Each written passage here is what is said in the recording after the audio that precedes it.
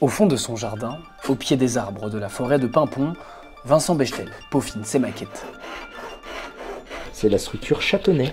Elle est fabriquée avec du bois de châtaignier. Donc ce sont des chutes de châtaignier qu'on réutilise.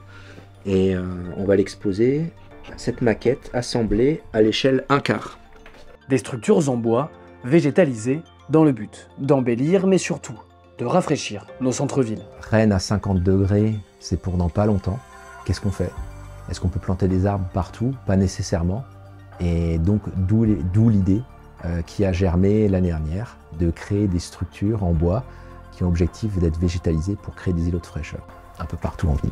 Des îlots de fraîcheur 100% bois, sans clous, sans colle ni plastique, équilibrés et maintenus par un procédé technique peu commun en architecture, la réciprocité. Une structure réciproque, c'est une structure avec un maillage de barres, le plus souvent en bois, dont chaque barre repose sur la suivante autant qu'elle est soutenue par la précédente. D'où la réciprocité et d'où le nom synalagma qui vient d'un contrat synalagmatique qui est un contrat réciproque. La fabrication et l'usinage des différentes pièces de bois sont réalisés par des menuisiers bretons comme ici à Château-Giron. C'est un peu un Lego géant et le principe c'est effectivement de trouver les bons angles et le bon emplacement pour chacune des barres.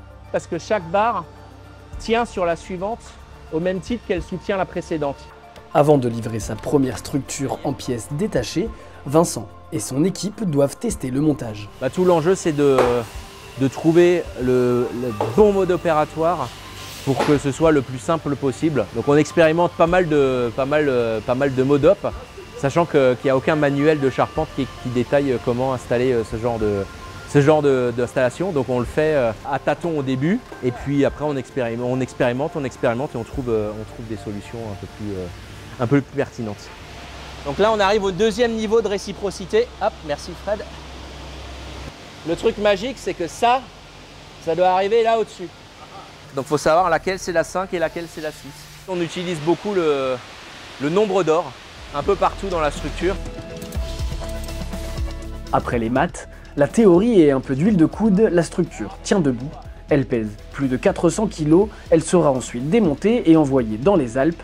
L'objectif de Synalagma est d'en produire à terme jusqu'à 2 par jour et d'équiper les municipalités, les écoles ou les jardins de toute l'Europe.